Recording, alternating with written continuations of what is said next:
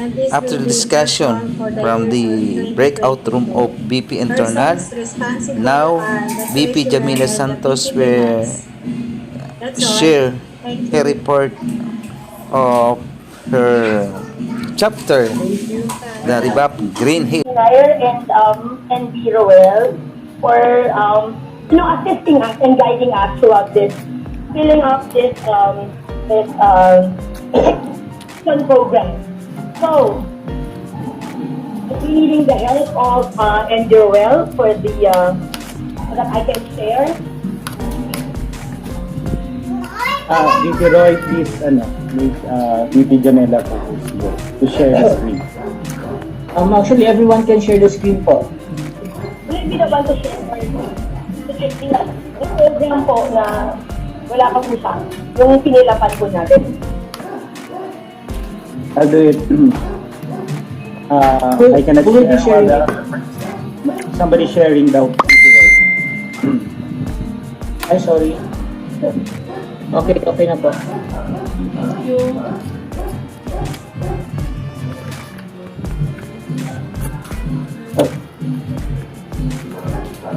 A moment.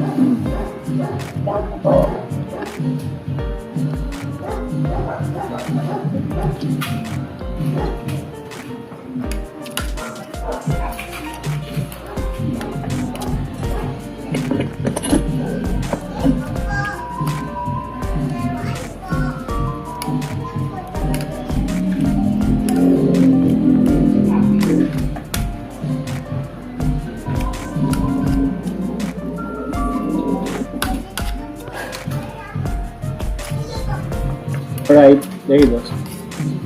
Alright. Good morning everyone. Medyo naka-relax na tayo. So, thank you for that again. And Nash. So, for the internal, ito po ginamit namin yung my chapter, which is VP Greenhills, for this presentation. So, for the key result area, under that, of course, is organizational growth, and the key performance indicator is, or KPI, is membership growth. So I'll just enumerate first. Okay, the KPI is membership growth. So what is our performance target for this? We're aiming to have like 100% retention as a part of the membership, no? And we have specific programs for that. So, what are the action steps? We're going to have, for under performance target, we have 20% increase in membership. I do understand that that the national have asked to target 10% for the entire year. But we decided, I think we're very aggressive now when it comes to membership growth, because we've seen the demographics of not just Rebap Greenhills, but the Rebap members as a whole. Nakita natin, it's a kind of aging population. So what are we going to do about that? We really need to bring new blood for the organization. Of course, also with the advent of technology, we need to do things, the meetings via Zoom, technology. We really need new and young blood, and also combined also with the expertise of our members. So yan, magandang combination yan, the traditional and the technology, yung wisdom saka yung innovation. So what are the action steps? We're going to do infomercial. So aligning with the of course with the national directives that of all organization, real estate organization, why Rebap? Or maybe for your chapter, why is it your chapter? What is your key selling proposition? Why are they going to join? Why are they going to shell out that precious money, especially pandemic, no? Every suggest account. So we're going to give them, like, enumerate to them through this infomercial, very interesting infomercial, what are the benefits of being a Rebap member or being a Rebap Greenhills member. Okay, we're also going to have a referral program. So for this year, nga, parang we're targeting at 20%. But we also have this 3-year succession program, which we call it #Road to 200. So as of the moment, Rebap Greenhills has 137 strong members. So paid members siya. So we want to pick it up a notch by putting like 20% of annual membership growth, and then 200 members for 3 years. But of course, we're gonna focus muna on this for this year, no? But yeah, having that parang bird's eye view, that's our goal. Now, also, what will be the program so that we can get more all these members, quality members? We're going to have like a partnership with a college or university during their career days. So, yeah, we're eyeing Lapal already. Yung mga graduating students of real estate management or real estate courses. So tie up with them, of course they don't have, assuming they don't have real estate organization or affiliations yet. So, we're going to guide them also, to go through the process. So what we do with Rebap Greenhills kasi, it's quite a tedious process. We just don't get applicants or new brokers to be under our wing. We had, of course, all of us naman have standards, but particularly in our chapter, we need to fill up a 6 or 7 pages Google form, and then you need to be referred, of course. Secondly, you need to attend 3 consecutive business meetings or 5 business meetings kung hindi makaka-attend ng 3 consecutive meetings. And then we're going to undergo like an initial interview after that. And then with the membership department, with one president or past president. And then at the end, we're going to have like a final interview with some past presidents also before getting them or being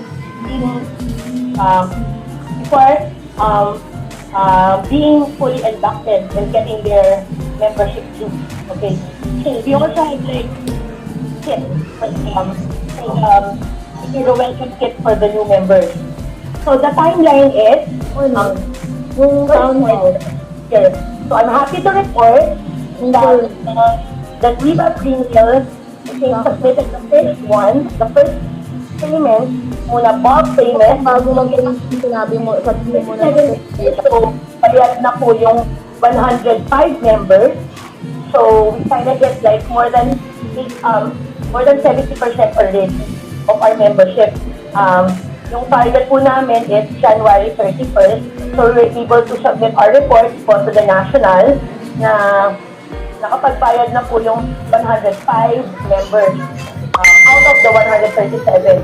So 105 members po, 5 of which are national past presidents, like past President Ray and Duterte, Benny Convencio, also with the Credo,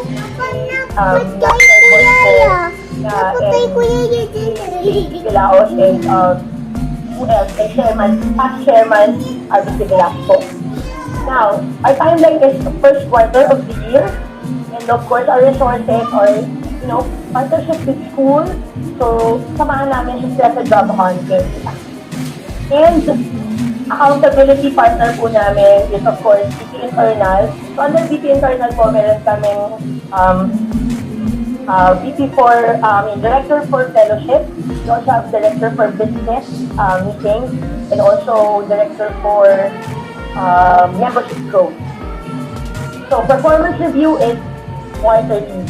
Now for the chapter formation, we're also excited that, ang target kasi ng national is 3 chapters, 3 chapters to be formed, no? So, for the first quarter kasi, we want to focus on the members muna, collection of dues, what else, yung profiling po, to fill up the profiles, kaya nga to be parang update po lahat ng mga membership profiles, what else, we're also focused on our business meetings and the national CMM, which is we're going to host it on March 24 of this year. So for the second quarter, we are eyeing Valenzuela para po for the chapter formation. The third quarter is Bataan. So for the last quarter is Masbate. So we already have like talk with this. Parang meron na kaming mga point person how we're going to go about it. We're just waiting for the directives of the national until they come up with the guidelines. So once they set the guidelines, we're good to go for the second quarter. Of course, with the help of, we're going to need the help of the national po when it comes to this. And of course, our some past presidents po that we're going to identify.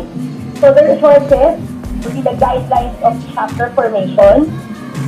Of course, the list of founding members po for the chapter formation. Of course, the support of the national and sample bylaws that will help serve us as a guide po in forming a chapter. So, yeah, so that would be like second, third, and fourth quarter. Now for the membership retention, so what are we going to do? So for the national kasi, it's 95 to 100% target. We're going to do like 80% reactivation dun sa makabilang bansa, hindi makabilang bakit.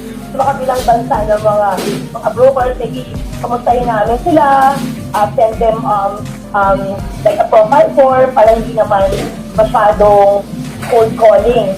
So kamusta, and then hindi po namin kasi sila tinatanggal doon sa aming listing so that unless we're connected. But when it comes to mga listings, nagtatanggal po kami ng mga members. I-implement po namin, we're giving them a chance to pay their dues. Almost every day po, we're giving them gentle reminders. Along po, yung, let's say, we have a free training, we have free seminars. Lalagay namin sa ilalim or on top of the announcement, yung mga gentle reminder. Para at least, makikita nila, lalagay po namin doon yung parang, keep enjoying the benefits of being a Rebap member if they on or before ganyan March 31st. Because after that, we're going to remove them then sa main listing. Kasi diba, it will be unfair for the paying members. Kaya, but we're very confident na 100% po yung aming collection, yung 137 members. Kasi we only have like 32 members. That was reported last January 31st. And I think updated na ulit siya. Mas kadagdagan na yung 105 members po na kaya. Now, for the membership retention niya, 80% reactivation and 80% attendance to sports and fellowship. So we still don't know yet what we're going to happen if we're going to go to alert level number 1 for every 2 weeks. Yan, but we have like backup plans how we're going to do about it if it's face-to-face or Zoom meeting. So yan, dapat maging flexible tayo when it comes to being creative when it comes to programs for the members.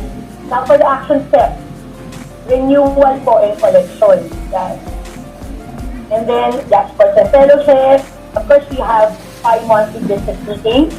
We have quarterly chapter general membership meeting or CGMM.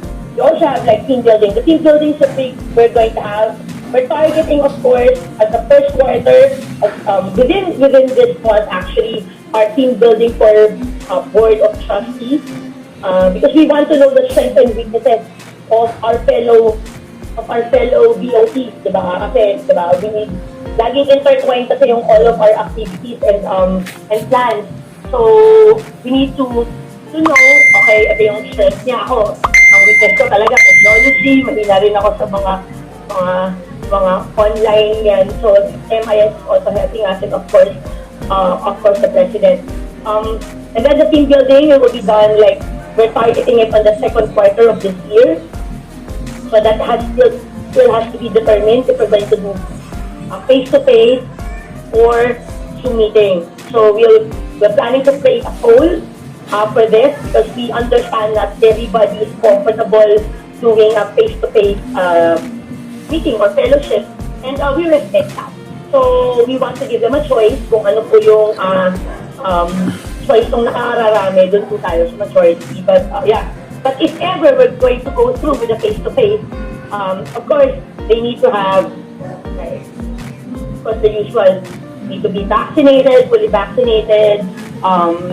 We might undergo a test for COVID.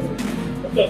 And then, of course, we're going to have a family day done on the second quarter of the year, anniversary celebration. We're going to celebrate our 35th anniversary, no? So it's a milestone year for us. Yeah, that will be on August. And Christmas party on the fourth quarter of the year. Now, for the resources, first, everything boils down to data. Kaya nga, to make it simple, we have data, we have Google Forms for that. So, online Google Form, most of the members na know how to do it. And the welcome letter and the welcome kit. We also have a kit, I understand, from the national. So, yan, we're going to coordinate with the national for the welcome kit. Now, for the accountability, we'll be working hand in hand with VP-Internal of course, our department, and VP-MIS. And the performance review will be quarterly. Now, for the membership profiling, as I've mentioned earlier, we want to say parang 100% inclusivity.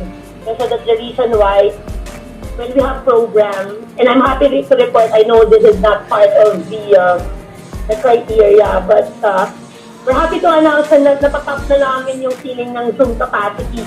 So our MIS really need to do a Facebook streaming so that we can accommodate more guests, more members.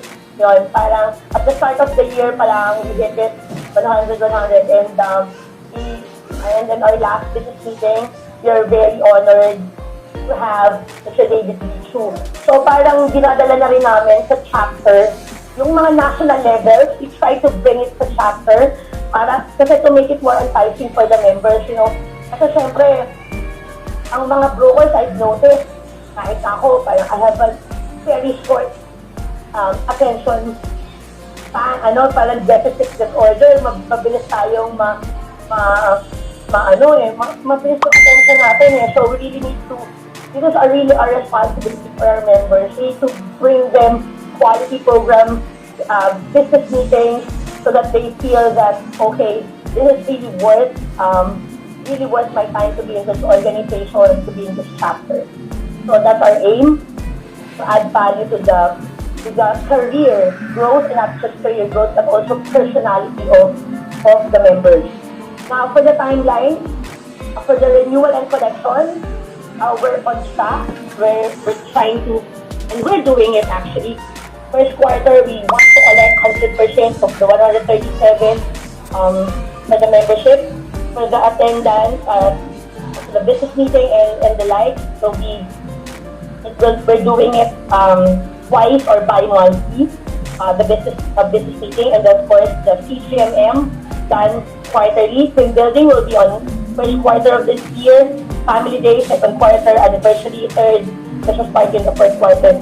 And then the resources, of course, the members data, welcome kit. Okay, now, nalik pala ako doon. Pwede pong pa-itaas po.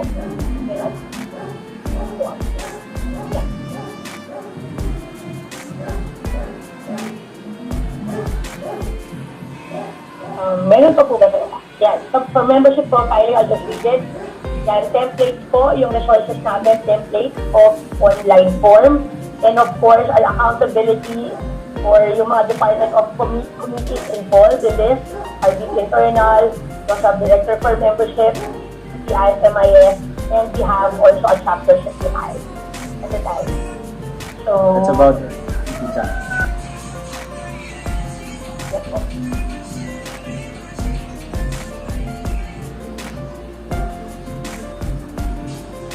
Do you have more?